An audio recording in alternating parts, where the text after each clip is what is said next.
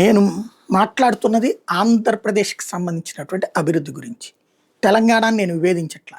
తెలంగాణ ఎదుగుదలని నేను తప్పుపట్టట్లేదు. ఎందుకంటే అక్కడ నేను ఉద్యోగం చేశాను. నాకు ఆ ఉద్యోగం చేసినప్పుడు చక్కటి ప్రేమతో కూడినటువంటి వాతావరణాన్ని చూశాను.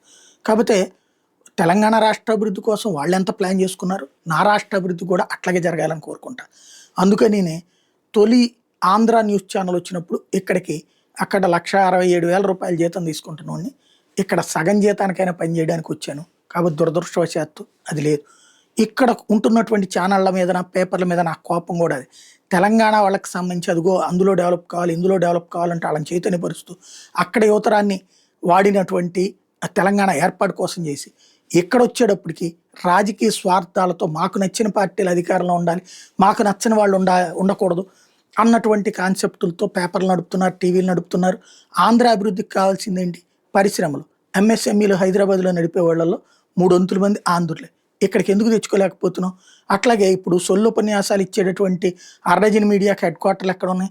అక్కడే ఉంది. ఇక్కడికి ఎందుకు తెచ్చుకోలేకపోతున్నాం? అట్లు వాళ్ళు ఎవరి ప్రయోజనాల కోసం పనిచేస్తున్నారు? అక్కడ వాళ్ళ కోసమే చేస్తున్నారు. అట్లాగే ఇట్లాగే సాగిపోతూ ఉంటాయి.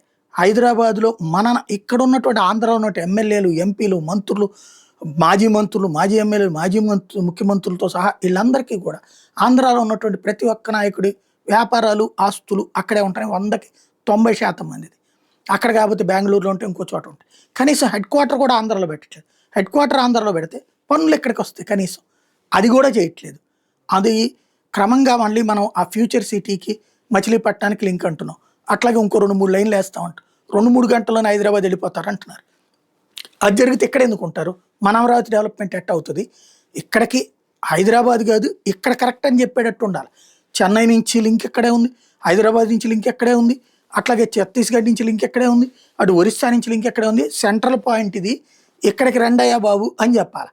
ఇక్కడి నుంచి సరుకు రవాణా సముద్రంలో నుంచి పంపించవచ్చు, పడవల్లో నుంచి పంపించవచ్చు, ట్రైన్లో నుంచి పంపించవచ్చు, విమానంలో నుంచి పంపించవచ్చు, బై రోడ్డు పంపించవచ్చు. అన్నిటికీ జంక్షన్ ఇక్కడికి రమ్మనమని చెప్పాలి. అక్కడ హైదరాబాద్లో ఉన్న వాళ్ళని కూడా ఇక్కడికి రమ్మనమనాలి. హైదరాబాద్లో ఉన్న పరిశ్రమలు కూడా ఆంధ్రాకి రమ్మనమని పిలవాలి. సాఫ్ట్వేర్లు కూడా ఇక్కడికి రమ్మనమని చెప్పాలి.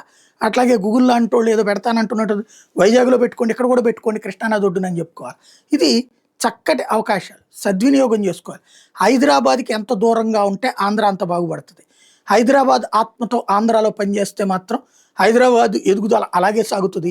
ఆంధ్ర తిరోగమనం లేదా ఆంధ్రాలో అదేదో సినిమాలో రాజేంద్ర ప్రసాద్ సినిమాలో కనుక ఎదురుగున్న కోడిని కట్టుకుని తింటా కడుపు నింపుకున్నట్టు ఉంటుంది. జాగ్రత్తగా ఆలోచించాల్సింది. హైదరాబాద్కి దూరం అయితేనే ఆంధ్రప్రదేశ్ బాగుపడుతుంది. హైదరాబాద్కి ఇక్కడ నాయకులు దూరం అయితేనే ఆంధ్రప్రదేశ్ బాగుపడుతుంది. హైదరాబాద్తో ఎంత కట్ ఆఫ్ చేసుకుంటే అంత బాగుపడుతుంది.